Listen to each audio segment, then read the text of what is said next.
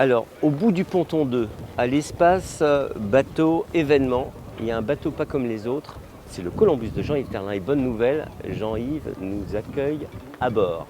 Allez, on va visiter ce magnifique bateau Rochelet qui fête cette année, en 2016, ses 30 ans. Alors, Welcome. This way. bonjour Jean-Yves. Salut, salut. Autorisation montée à bord? Ouais, bien sûr. C'est jamais pas, on ne demande même pas la permission. This way. Hop. Donc le Columbus LR 91 47 38, c'est pas ton numéro de téléphone? Non, c'est le numéro qu'il y a sur l'acte de francisation. Qui date donc, voilà, port d'attache La Rochelle, un bateau qui a 30 ans, de 86 donc. Voilà. Bonjour Jean-Yves. Bonjour Thierry. Tiens, tu vois, je fais une antenne de télé là. Alors à bord, effectivement, ce bateau, il a une histoire, il y a une télévision, il y a l'antenne. C'est un bateau Rochelet.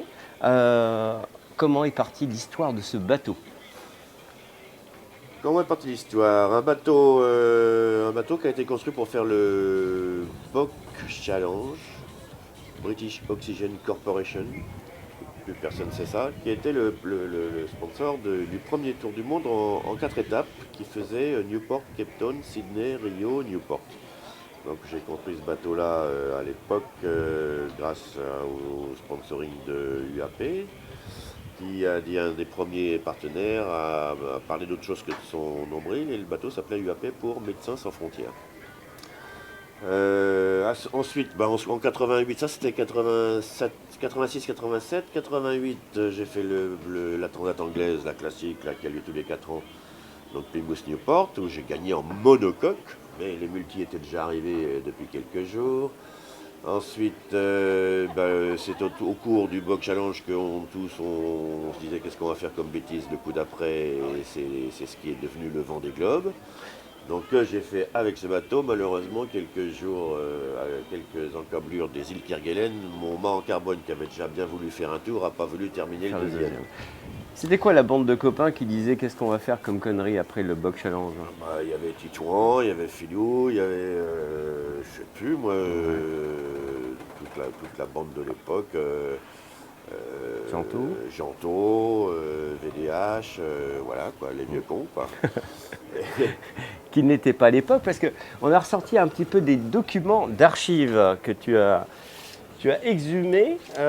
Alors déjà, on a une photo voilà. Alors, oui, ça c'est quand j'étais petit. Ça. Voilà. Alors tu es UAP 92, donc c'était pas en parce 92. Oui, non, c'est pas en 92. C'était justement après Médecins sans frontières.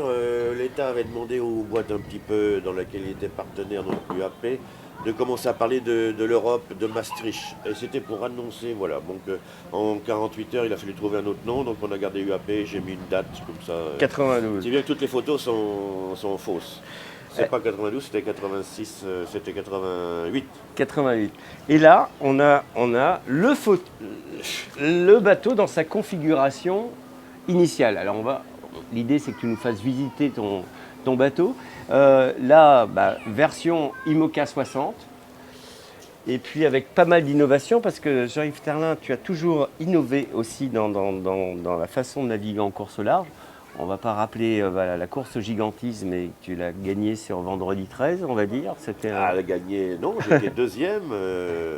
J'étais deuxième puisque le redoutable Alain Collat avait récupéré les bateaux d'Éric, le trimaran, et m'a battu de quelques heures à Newport dans la Transat 72. Alors deuxième au classement, mais sur la pas taille... 1800, 1972. Sur la taille, 37 mètres, 39 mètres, 13. seul à bord. Et après cette course au gigantisme, sur ce bateau, on voit pas mal d'innovations. Donc là, les gens vont plus rien comprendre. Ouais. Parce que on a commencé là et on revient en arrière. Et alors, on peut se parler de Gauthier 1, Gauthier 2, Gauthier 3, des trimarans, quand tout le monde essayait de faire des trimarans. Et justement, en 72, c'était un petit peu l'année où les trimarans commençaient à être à peu près sûrs. Moins fragile qu'avant, et donc la seule manière de les contrer, c'était d'allonger la flottaison d'un monocoque au maximum. Voilà. Et là, sur ce bateau, il y avait quelques innovations, notamment cette forme de cockpit, en fait, qu'on va voir apparaître, cette sorte de capote. Voilà, pas mal. Voilà. Bah oui, parce qu'on voit quand même maintenant que les bateaux vont de plus en plus vite, et tous les bateaux, les 60 pieds qui vont partir dans quelques jours là, des Sables d'Olonne, ils sont à moitié sous l'eau la moitié du temps, et donc le pauvre navigateur, il faut vraiment qu'il soit à l'abri des paquets de mer quand il n'est pas obligé d'être sur le pont. Alors, ta carrière de course large a un terme. Ce bateau, il reste, il revient. Alors, on reprend le fil de l'histoire. Ouais. Les bateaux de Philippe Poupon qui avaient eu qui avaient fait du freestyle là, au même endroit d'ailleurs, au début de l'océan Indien. Lui, je reviens à Cape Town, moi, sous Grande Fortune, il m'a fallu 1 mois pour revenir avec la baume à la place du mât. Philou avait déjà organisé le retour de son bateau Fleury-Michon vers La Rochelle. Il y avait un cargo qui partait dans les 3 jours qui suivaient, plus ou moins. Ouais. D'ailleurs, je te signale que quand je ne trouve plus la date, je cherche Nelson Mandela et je retrouve la date où je suis arrivé à Cape Town, puisque c'était la veille de sa sortie de prison. Incroyable. Voilà, à laquelle j'ai assisté. Un moment d'histoire. Oui. Mais, bon, alors le bateau revient à La Rochelle et il reste un bon moment bloqué sur le plateau nautique, là-bas, là derrière. Et quand je récupère les moyens d'en faire quelque chose, il est trop tard pour l'inscrire dans des courses parce qu'il est trop solide, donc trop lourd, et que tout le monde est passé au carbone, puisqu'il s'était passé quand même 5-6 ans là. Où j'étais faire d'autres choses aux Antilles, j'ai fait un peu construire des maisons là-bas, etc. Bon, alors donc pendant 6 ans, j'avais gribouillé des petits crobards, et puis un beau jour, j'ai dit on fait les crobards et ça donne ça. Donc voilà, on a transformé un châssis de course en bateau de travail. En bateau de travail, en ta maison, sur lequel tu vas continuer à arpenter un peu les océans. Voilà. Parce que... Alors depuis cette époque-là, on avait comme idée au tout départ, j'avais comme idée d'être présent partout où il se passe quelque chose d'intéressant. Ce qui fut fait à de nombreuses reprises, et puis le temps a passé, on a fait des choses sympas comme accompagner la course Rame-Guyane de Saint-Louis du Sénégal à Cayenne. On était sur les grands prix des multicoques comme le bateau Tribune Mobile pour Valeo, qui était un des sponsors de Philippe Monet. Qu'est-ce qu'on a fait? Après, on a eu la chance inouïe et le plaisir d'être affrété pendant 4 ans par le WWF, avec des scientifiques à bord qui travaillaient sur les cétacés en Méditerranée. Je crois qu'Isabelle Autissier, là, dans ce grand pavois, inaugure une exposition qui s'appelle Océan. Donc, voilà, qu'on ira voir avec attention. Bien. Et après le WWF Et après le WWF, j'ai mis le bateau à la disposition de Sea Shepherd, parce que j'ai beaucoup d'admiration pour Paul Watson, qui est un mec assez incroyable, quoi, et je dirais c'est le Pierre Rabhi de la mer, et le Pierre Rabhi serait le Paul Watson de la terre. Bon, enfin, l'idée c'est quand même de mettre c'est un outil de communication de mots, et je le mets à la disposition des gens qui méritent qu'on parle un peu plus d'eux, et en plus ça permet de faire des choses sur l'eau. Voilà. Et puis voilà, on arrive à l'été dernier. L'été dernier, j'étais à Roscoff, j'ai su que l'association, le groupement Nautisme en Finistère avait besoin d'un bateau pour les événements de Brest et de Douarnenez. Et c'est pour ça que sur la coque, il y a encore tout commence en Finistère.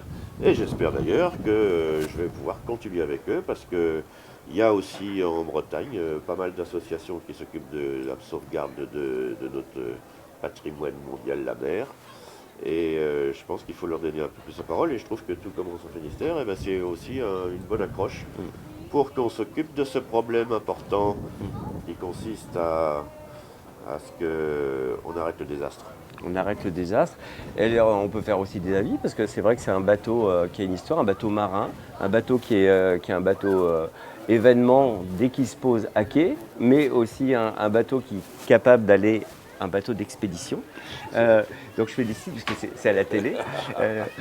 Et du coup, Moi, je fais voilà, des bateaux de on peut imaginer d'autres missions, d'autres affréteurs sur des causes voilà, que tu, Donc, ce que tu bateau, aimerais, ce tu aimerais bateau défendre. est adapté, ouais. oui. Programme du bateau, Alors, ouais. Vendée Globe, on va essayer d'être prêt, enfin on va y être d'ailleurs au départ du Vendée Globe, avec des invités de probablement tout lotissement Finistère, des élus de la Bretagne. Et après, je ne sais pas où je vais hiverner, parce que de temps en temps, il faut quand même fermer la boutique pour, ne serait-ce que pour travailler sur la coque dessous, donc on se mettra sec, je ne sais pas, ce sera peut-être Roscoff, ce sera peut-être Arcachon, ce sera peut-être La Rochelle, je ne sais pas. Là où ce sera le moins cher. Le moins cher, le port le plus accueillant. Alors, ce bateau, il est de La Rochelle. Il a été souvent fait sur des planches Joubert-Nivelt, me Le semble-t-il. plan de forme, c'est Nivelt, oui, Bernard Nivelt, et il a été construit chez Marc Pintat à l'époque, le chantier Pintat qui existe toujours. C'est là qu'en l'an 2000, j'ai commencé à faire les transformations qui ont donné ce navire facilement identifiable, reconnaissable, et qui me donne toute satisfaction jusqu'à maintenant. Alors moi je vais faire un message personnel, je suis rochelais, je suis amoureux, passionné de la voile, passionné par l'histoire de ce bateau, passionné par la légende pour moi qui est à bord. Et je trouverais que ce serait quand même pas mal qu'on puisse, dans le cadre, je sais pas, de l'accueil de ces bateaux d'exception, de pouvoir accueillir plus longtemps ce bateau à La Rochelle, qu'on a la chance de voir à La Rochelle. Eh ben, un peu de mémoire, un petit peu de mémoire, je dirais geste, et puis un petit peu de se souvenir d'où on vient. Et puis voilà, nous en tant que Rochelais, on aimerait bien que ce bateau, il a peut-être commencé en Finistère, mais il a vraiment commencé à La Rochelle. Et je dirais pas qu'il finisse, mais qu'il ait au moins, je dirais, un port d'attache, un port d'accueil. Il doit être à La Rochelle depuis toujours, ce bateau. Un port attachant qui l'accueille.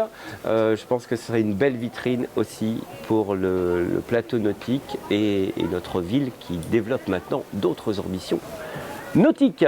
Voilà. J'ai fait le mot de la fin, mais c'est à toi de le laisser. Voilà. Je te le laisse. Fin. Le mot de la fin, c'est fin, enfin. À vous les studios, à vous Cognac G. C'est comme ça qu'on dit ?